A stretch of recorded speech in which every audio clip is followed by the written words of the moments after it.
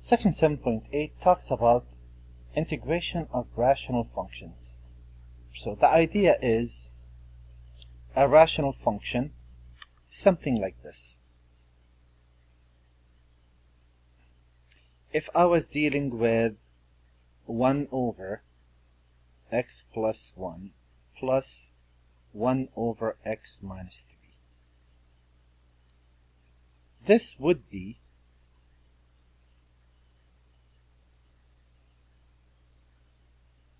a common denominator is x plus 1 into x minus 3, and we know from algebra how this plays. We multiply this by x minus 3, we multiply this by x plus 1, and we will get x minus 3 plus x plus 1. So the idea is, you know what, let me work that out on a line, even though that's not how we work with math, but just to see the connection between those. That would be 2x minus 2 over x plus 1 into x minus 3. I could factor a 2 out at the top, but that's meaningless. So the idea is, I have a rational function. I have one of those. I want to integrate that, obviously. That's how all the problems work. Integrate one of those. Well, that's hard to do, because I don't know how to do this as is. I need to backtrack my steps, because if you look at the original was 1 over x plus 1 plus 1 over x minus 3. If I was integrating this, I know this would be natural log of x plus 1 plus natural log of x minus 3 plus c. Or I could even combine those. You don't have to. And multiply those together. X plus 1 into x minus 3 in absolute value. But generally speaking, let's leave it at that. So the idea is, I'm given the problem in this form. I'm trying to integrate, as you see on part A right there. I don't know how to integrate that. I need to go back, figure out where this came from, so that I can integrate it. So there is no set technique of integration in this section. There is, how do you take a rational function and you decompose it? So that's something you learn in college algebra or pre-calculus. And let's get that out of the way. The book has their own trick. I'll show you that. And I have my own. I'll show you both. It requires, the book's method uses systems of equations. I have a shortcut. So I want to integrate this. The actual problem is really trying and figure out, where did this come from? So I thought I would spend a video explaining that and then a video doing the integrals, but I could combine the two into one. So keep in mind what a proper fraction is. A proper fraction is a over b is a proper fraction if a is less than b. Meaning, when I divide this, I start with 0 point and something else. Right? That's proper, improper. This technique that we're learning in this section only works on proper fractions. So here we're dealing with numbers, of course b not being 0. Numbers smaller, so the top has to be smaller than the bottom. When we talk about polynomials, that's what a rational function is. We want the power of the top to be less than the power of the denominator. Now with real numbers, if I had an improper fraction, if I had 3 over 2, I could divide this and say that's 1 and 1/2. So I could take, or I could say even better, that's 1 plus 1/2. So this technique that we're learning works on proper fractions only. If I have an improper fraction, I could use division, and that would be the proper part of the fraction. That would be a whole number. So if I'm dealing with improper fraction, I have to use long division. For now, this problem is proper because the degree of the top is a 1 and if you multiply the denominator, the degree is a 2. So I'm trying to figure out where this came from. There are 3 types of problems. When those are distinct, they're not the same, you split them up, no big deal. And if the initial is proper, your solution is proper, meaning if the denominator has a power of 1, the top has to have a power less than that, which means the top is a constant. So constants in math are letters. Linear in math, this is a linear equation. This is a linear equation. And quadratic we know, right? Quadratic will be ax squared plus bx plus c, and so on and so forth. So since the denominator is linear, the top is 1 power less, because we want that to be a proper fraction. That's a and b. So once I find a and b, I'm done. I know what this answer is. This is the natural log of absolute value of x minus 1, but I need to know what a is, because a is a constant times a, and this is the solution to that is going to be natural log of x plus 2, but again, I need to figure out what b is. So the way it works, this is a nice trick. You get a common denominator on the top. So left and right, you take this top equation, and you get a common denominator. That would be a into x plus 2 plus b into x minus 1. So that's pretty much, that would be ax plus 2a plus bx minus b. So x plus 1 over x minus 1 into x plus 2 equals, the way they do this, they say, actually let me go ahead and say that anyways. They say, since this equal to this, if I multiply both sides by the LCD, I'll get x plus 1 equal the top, which is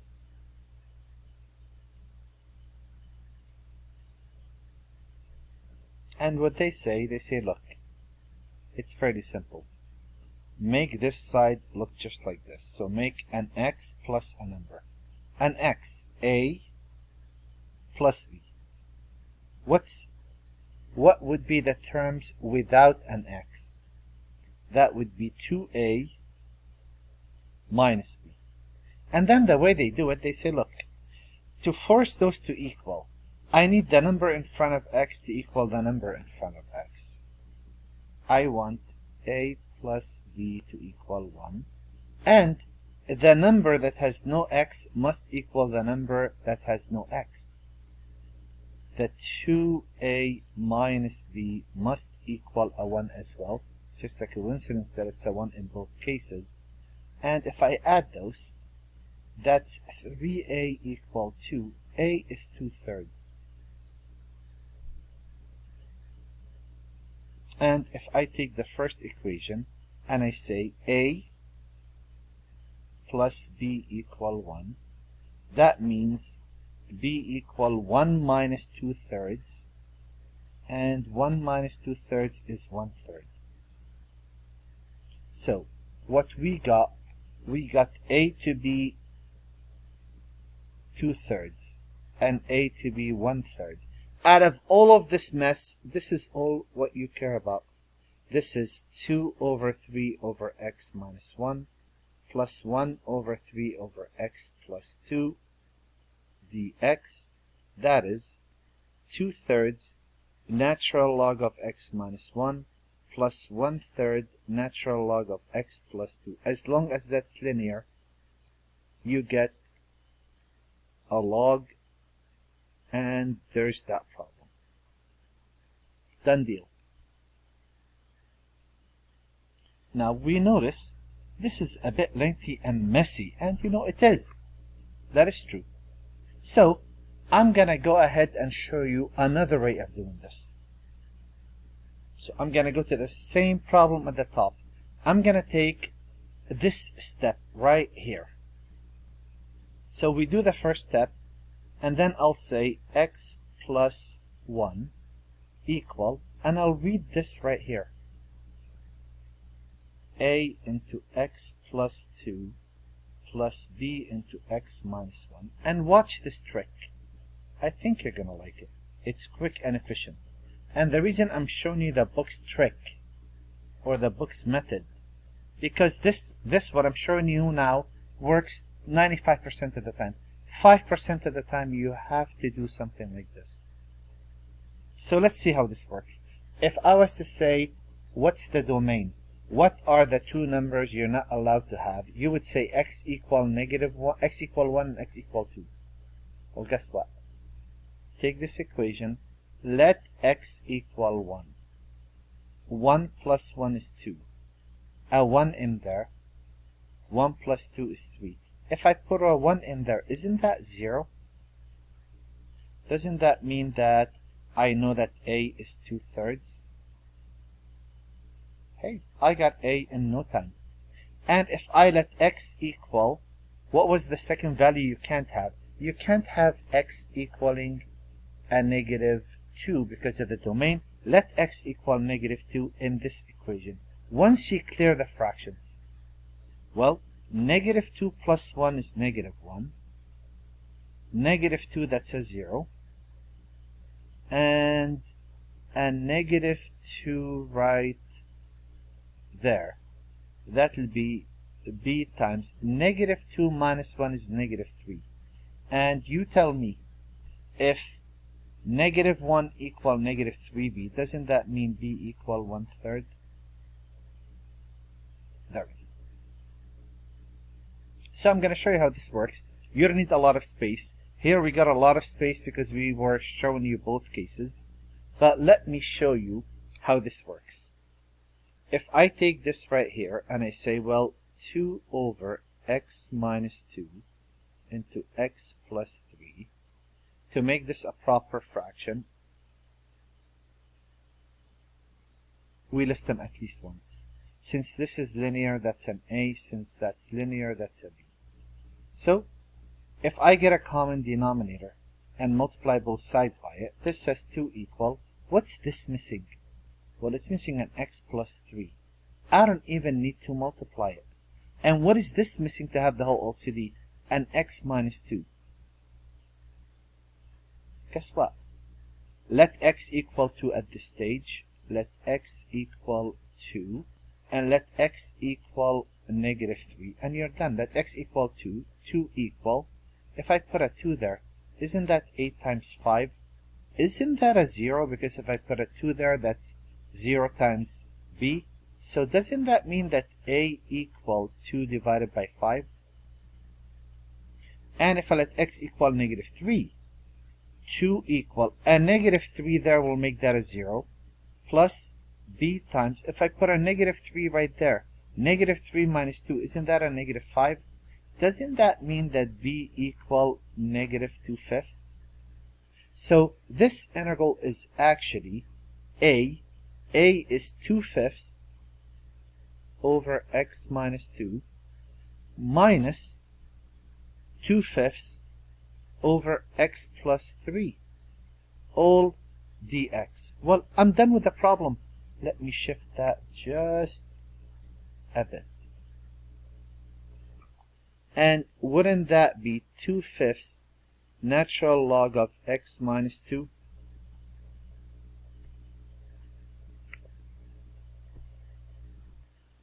Minus 2/5 natural log of x plus 3 plus c. And that would be my final answer.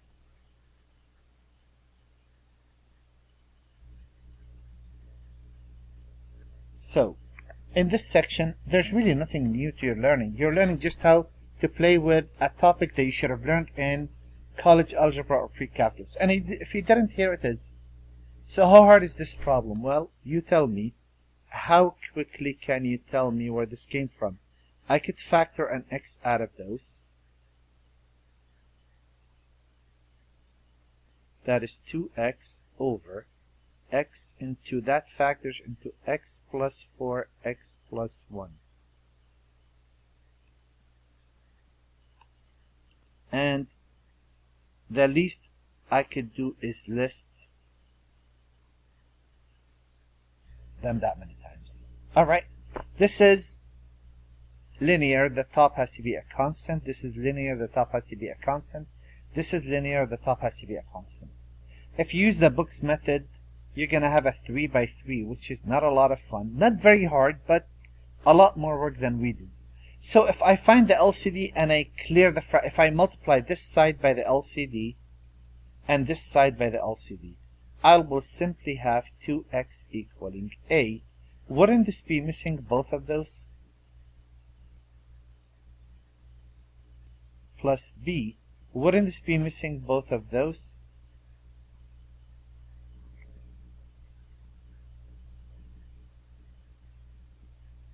And c. Wouldn't that be missing both of those?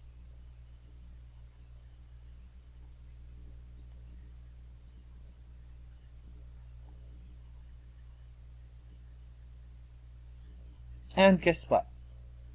This problem is as challenging as you picking what are the 3 numbers you can't have.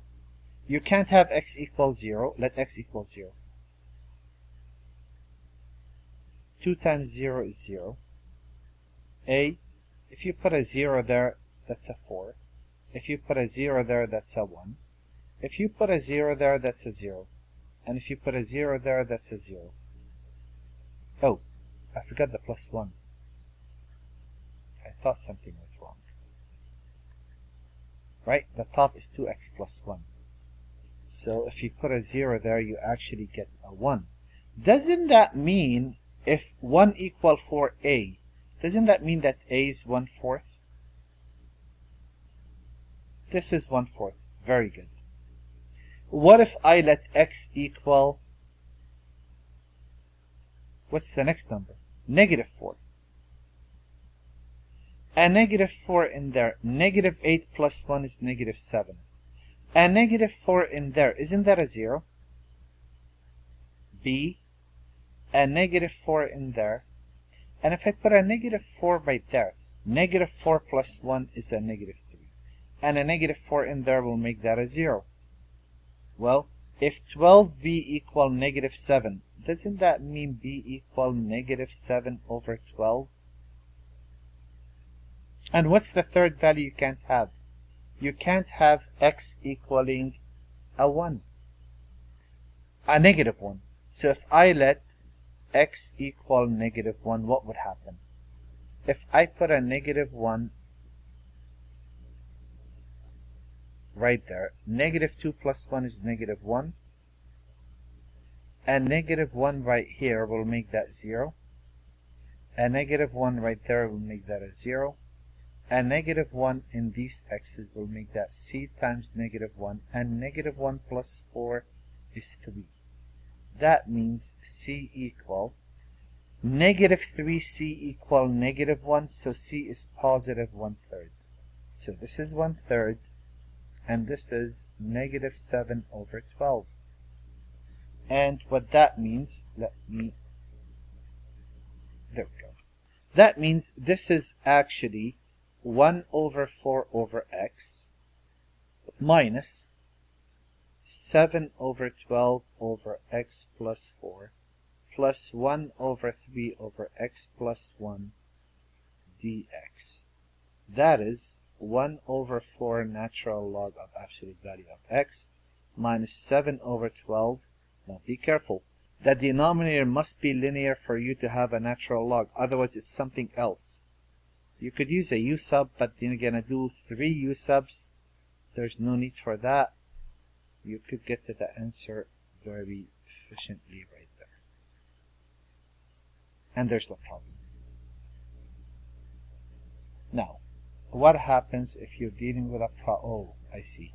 I moved it. I didn't. Okay. I didn't shift it. There we go. How about this problem? I'm going to continue this in the next video.